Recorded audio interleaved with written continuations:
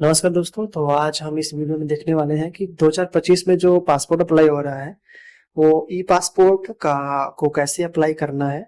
इसका पूरा प्रोसेस देखेंगे, क्या डॉक्यूमेंट की रिक्वायरमेंट रहेगी और कैसे कैसे डेट सिलेक्शन होता है, क्या पेमेंट रहती है। ये सब हम इस वीडियो में देखने वाले हैं।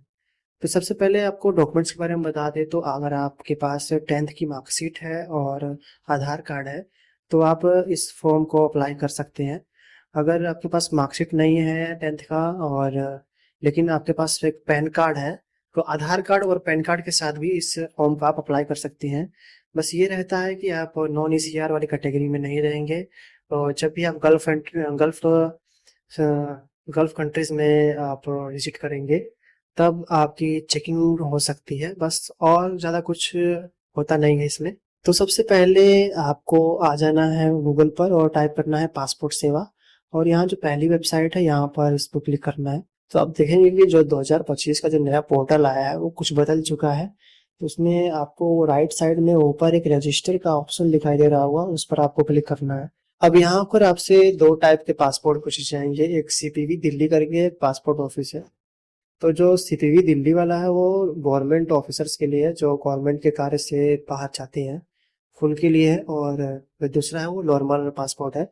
तो दूसरे पासपोर्ट ऑफिस वाले ऑप्शन को सिलेक्ट करेंगे और अपना पासपोर्ट ऑफिस सिलेक्ट कर लेंगे। जैसे हमें वाराणसी का रहने वाला है तो आप लखनऊ सिलेक्ट करना है। तो अगले सेक्शन में अपना नाम वाम लिख लेना है जो आपके आधार कार्ड पर है। और ध्यान रखिए कि आधार कार्ड पर जो नाम है और पैन कार्ड पर नाम है वो दोनों एग्जैक्ट होना चाहिए, सेम होना चाहिए। कोई भी स्पेलिंग मिस्टेक होगा तो आपको पासपोर्ट ऑफिस में आपको वापस भेज दिया जाएगा और आपका पासपोर्ट नहीं बन पाएगा। तो स्पेलिंग मिस्टेक नहीं होनी चाहिए और डॉक्यूमेंट्स एग्जैक्ट नेम से होने चाहिए। मदर फादर नेम और आपका नाम और date of birth Aadhaar card PAN card में सेम होना चाहिए। यहाँ पर आपको फुल नेम भर लेना है और अपना ईमेल आईडी भरना है। और यहाँ पर आप अगर यस पे क्लिक करते हैं तो आपका जो ईमेल आईडी रहेगा वही आपका लॉगिन आईडी बन जाएगा। नहीं तो नो पे क्लिक करके आप कोई एक ईमेल का यूजर नेम आप लॉगिन के लिए एक यूजर नेम बना सकते हैं। तो यहाँ पर हम यस करेंगे जिससे हमें आसानी रहेगी कि याद करने की जरूरत नहीं होगा, क्योंकि ये आपका ईमेल आईडी ही आपका यूजर नेम बन जाएगा। और यहाँ पे चेक अवेलेबिलिटी पे क्लिक करेंगे, उससे पता लग जाएगा कि ये यूजर नेम अवेलेबल है कि नहीं। अगर अवेलेबल नहीं है तो नो पे क्लिक करके आपको एक ऐसा यूजर नेम चुनना है जो अवेलेबल हो। इसके बाद एक पासवर्ड क्रिएट करना है और साइन अप के बटन पर क्लिक करना है। इसके बाद आपको जो ईमेल है उस पर एक ओटीपी रिसीव होगा। उस ईमेल पे यहाँ पर भर के क्या कंप्लीट साइन अप के ऑप्शन पर क्लिक करना है। तो इस तरह से आपको आपका जो अकाउंट है वो क्रिएट हो चुका है, आप डायरेक्ट लॉगिन करेंगे। अब इसके बाद लॉगिन के बॉक्स में आपको अपना ईमेल आईडी भरना है या फिर जो आपने यूजर नेम बनाया था वो भरना है। उसके बाद आप लोग अपना पासवर्ड जो क्रिएट किया था उससे लॉगिन कर सकते हैं या फिर ओटीपी से भी लॉगिन कर सकते हैं। तो लॉगिन करने के बाद हम देखते हैं कि जो आपका पहला ऑप्शन है अप्लाई फॉर फ्रेश पासपोर्ट, उस ऑप्शन पर क्लिक करना है। अब यहाँ पर आपको अपना जो पासपोर्ट नंबर वो उन लोगों को एंटर करना है जो अपना पासपोर्ट रिन्यू करना चाहते हैं। इस पर हमारे केस में हम पासपोर्ट को फ्रेश अप्लाई कर रहे हैं तो यहाँ पर हमें स्किप कर देना है। इसके बाद हमें नेक्स्ट के बटन पर क्लिक करना है और यहाँ पर आपको फ्रेश पासपोर्ट सिलेक्ट करना है। और टाइप ऑफ एप्लीकेशन में आपको नॉर्मल सिलेक्ट करना है। अगर आप तत्काल सिलेक्ट करते हैं तो आपको एक डॉक्यूमेंट एक्स्ट्रा देना होता है, जैसे कोई ड्राइविंग लाइसेंस या बैंक का पासबुक हो, वो आपको एक्स्ट्रा देना होगा तभी जाकर आप तत्काल में अप्लाई कर पाएंगे। ये तत्काल की फीस है वो भी डबल हो जाती है। नॉर्मल की फीस आपकी 1500 है और तत्काल का उसका डबल हो जाता है। जो 1500 है आपको यहीं पेमेंट करना होगा ऑनलाइन और 1500 आपको कैश वहाँ जमा करना होगा। और टाइप ऑफ पासपोर्ट बुकलेट में आप 36 पेजेस का सिलेक्ट कर सकते हैं। उसके बाद सेव एंड नेक्स्ट बटन पर क्लिक करना है। अब यहाँ पर आपको जो भी डिटेल एंटर करना है वो आपकी जो आधार कार्ड पैन कार्ड पे जो एग्जैक्ट नेम है वही सेम टू सेम भरना है, कोई भी स्पेलिंग मिस्टेक नहीं होनी चाहिए। आगे आपको अपना जेंडर सिलेक्ट कर लेना है। और नाम भरने में आपका जो अगर मिडिल नेम है तो गिवन नेम में फर्स्ट नेम और मिडिल नेम आपको साथ में भरना है और सरनेम में लास्ट नेम भरना है।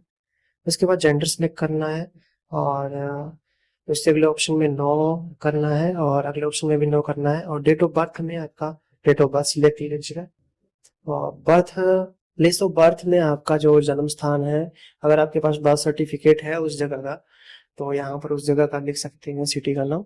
अगर नहीं है तो आपका जो आधार पर जो सिटी है उस उसी को आप यहाँ पर लिखेंगे।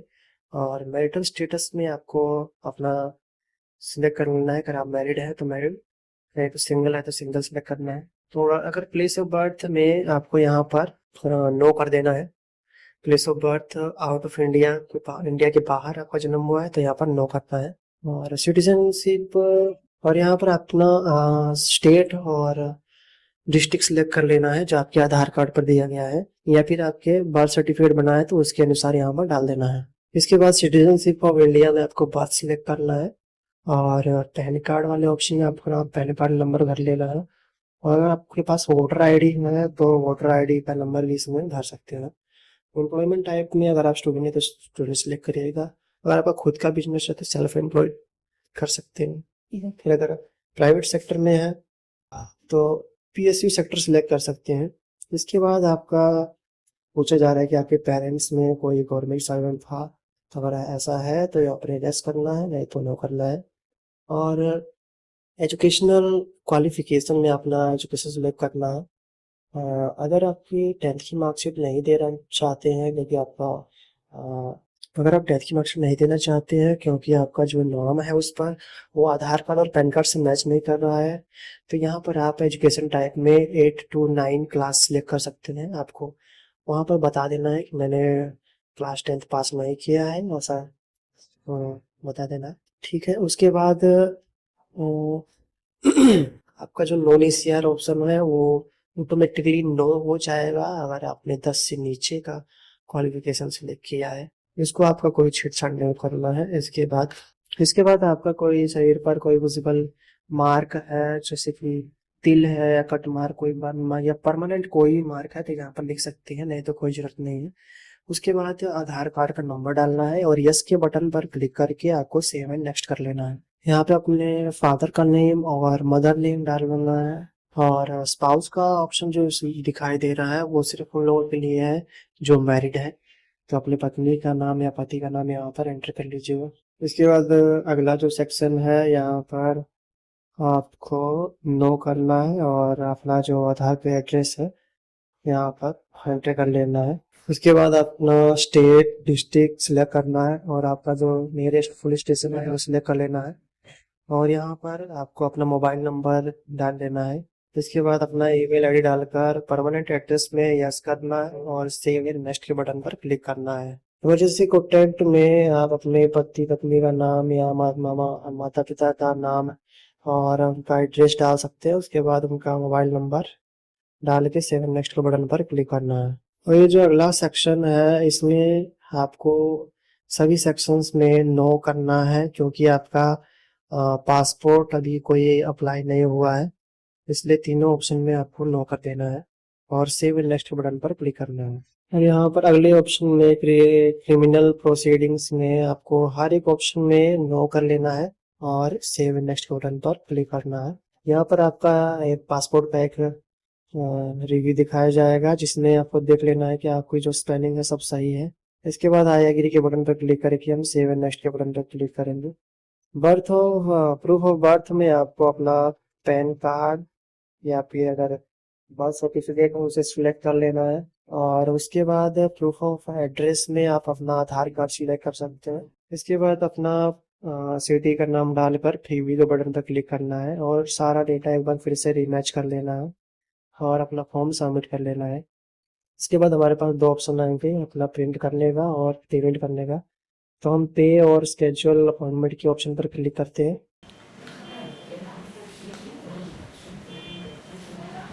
यहाँ पर आपका जो जिस सिटी में आप रहते हैं उसको आपको यहाँ पर सिलेक्ट करना है और उसके आगे जो है वो PSK लिखा होना चाहिए। PSK Varanasi, PSK Lucknow, PSK Kanpur, जो PSK वाले ही सिलेक्ट करना है आपको। यहाँ पर सिलेक्ट करके आपको यहाँ पर अपना डेट सिलेक्ट कर लेना है पेमेंट पर। सिलेक्ट करने के बाद आपको अपना पेमेंट कर लेना है। पेमेंट आप UPI से भी कर सकते हैं। उसके बाद पेमेंट करने के बाद आपको सभी जो प्रिंट आउट है सभी तो कागजों को प्रिंट कर लेना है और हर एक डॉक्यूमेंट्स का आपका जो डिटेल डला है उसका एक फोटो कॉपी और ओरिजिनल कॉपी लेकर उस डेट पर उस टाइम से पहले पहुंच जाना है। उसके बाद कुछ दिनों के बाद आपको पुलिस स्टेशन से कॉल आएगा और वहां पर आपको वेरिफिकेशन के लिए बुलाया जाएगा। उसके बाद कुछ ही दिनों के बाद आपके घर आपका पासपोर्ट पहुंच जाएगा।